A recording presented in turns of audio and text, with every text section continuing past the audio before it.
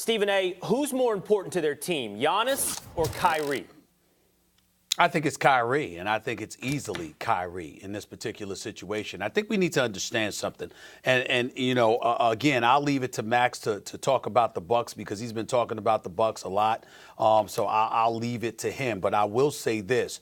They're number one offensively. They're number one against free throws. They're number one against two-point percentage shots.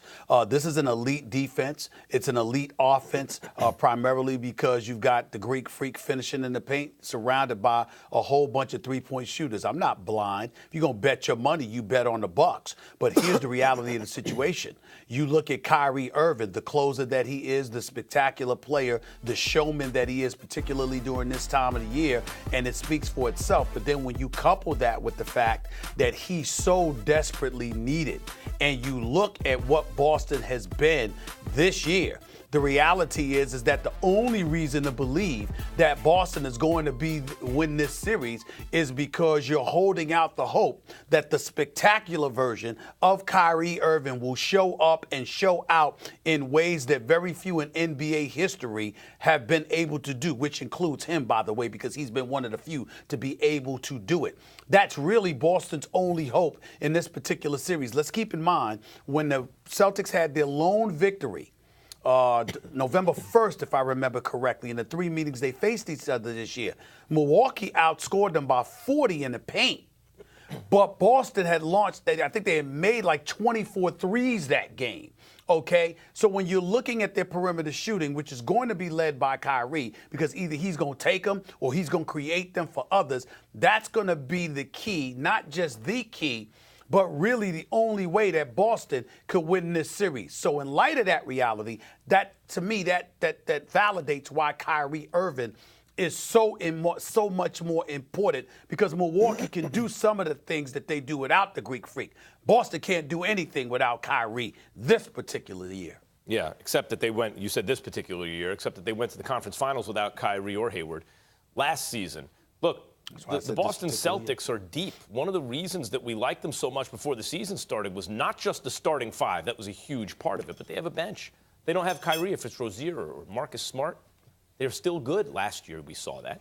And Kyrie obviously is important to the team, but we have not yet seen the best version of the Celtics be because Kyrie is the best version of himself. In other words, we've yet to see the Celtics firing on all cylinders. Look, the Pacers are a scrappy team. They don't have Oladipo. Give me a break. You're not supposed to struggle with them. It's not even supposed to be even through three quarters. I get it. It's the NBA. Teams go on runs. Ultimately, they lost. Still, you don't look at the Celtics and go, oh, my God, those are the world beaters we were all expecting. And the Pacers aren't a great test anyway. On the other hand, what would the Bucks be without Antetokounmpo? What would they be? I mean, Mirotic hasn't been himself since the trade. And anyway, that was a late-season acquisition. Brogdon's hurt. Bledsoe's having an excellent year. Lopez also. Middleton. But even these guys having excellent years, a lot of it is the result of the fact that the Greek Freak gets so much attention and collapses defenses.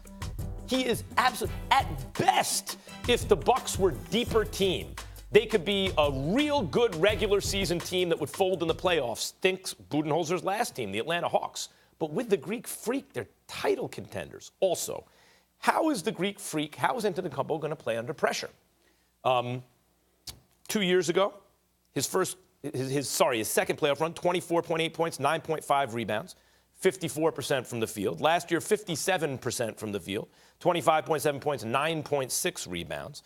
This year so far, 26.3 points, 12 rebounds. Now, if those numbers don't sound that much different than his regular season numbers, you'd be right. So far, what I see from Antetokounmpo is not that he rises under pressure, it's that he stays the same guy.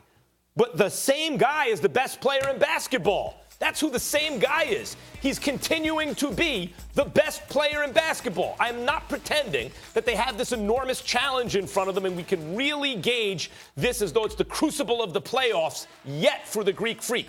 But so far, what we've seen in the first round is the best player in basketball in the regular season, or one of the two along with Harden, remains the same guy in the postseason. That is the most important player on the floor, either team. Stephen A., if I may. What we've seen, Will, and Max is not acknowledging this, is Milwaukee have a bye in the playoffs because there was no Detroit Pistons team. The first 2 games, you didn't have Blake Griffin. And the last 2, you had the man on one leg, for crying out loud, which was a valiant performance by Blake Griffin that we need to give a whole bunch of credit to. The Pacers don't Detroit have is gonna Oladipo. love excuse me? The Pacers don't have Oladipo.